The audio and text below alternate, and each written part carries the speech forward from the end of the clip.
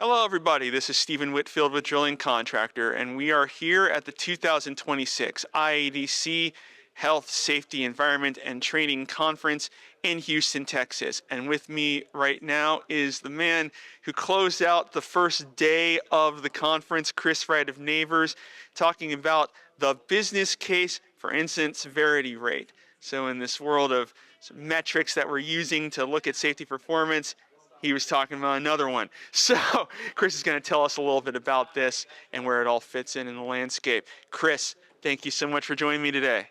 I'm glad to be here. I'm glad to introduce kind of a new topic to the discussion. So let's talk about incident severity rate, ISR. What is it? For those of us who might not know what it is, can you explain? So incident severity rate is kind of a marriage of TIR and SIF. It's something we kind of looked at. We try to put a business case behind it. The idea was that health and safety as a metric is kind of a cost. And the cost a way to be able to handle is through compensation. And ISR is a way to use our different categories like an MTO, restricted work case, LTI, and a fatality to a number. And compensation is a way to do it. And so what we did is took the averages of those types of categories and created a multiplier. And a multiplier will give areas such as fatalities and LTIs a much higher weight than those of like an MTO and a restricted work case. And the multipliers that we had used for an MTO was 5, restricted work case was 10, and LTI is 50, and a fatality was 200.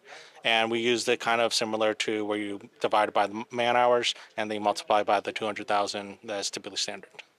Okay, Chris, so we have TRIRs, we have SIFs. We're already having the discussion about adopting SIFs as a metric to use, and now we're here introducing another metric. So you're talking about making the business case for it.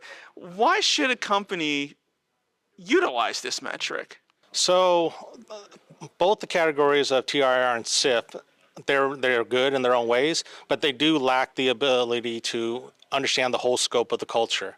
When you do SIF, you only focus on the high things, and in most cases, it only accounts to 1 or 2 events in a year, and it's a hard thing to track, in which case we would use potential. A very valid way to understand some of our safety, but as far as the culture and the end result of what we're doing, incident severity rate will actually take into account all the categories and be able to tell you from a business standpoint how good you are doing and the costs that are associated with how bad you are hurting people. And this is a way to track that and hopefully be able to use to reduce. So what have we seen so far in terms of the adoption? Have we seen it at the Nabors level? Like, where are we in terms of actually using this? So at Nabors, we have used it for a few years now. We've kind of used it to as some of our targets. When we've seen areas where they've seen a spike in that, we are able to identify the areas. You can also use that when you categorize different sections to be able to say what areas are causing our biggest spikes. And if we were only to use SIF, you might only have one data point, and basically allows us to be able to break apart. We have introduced it a little bit when we talk to some of the different operators and kind of how we're using that to basically create a safer overall workplace and culture.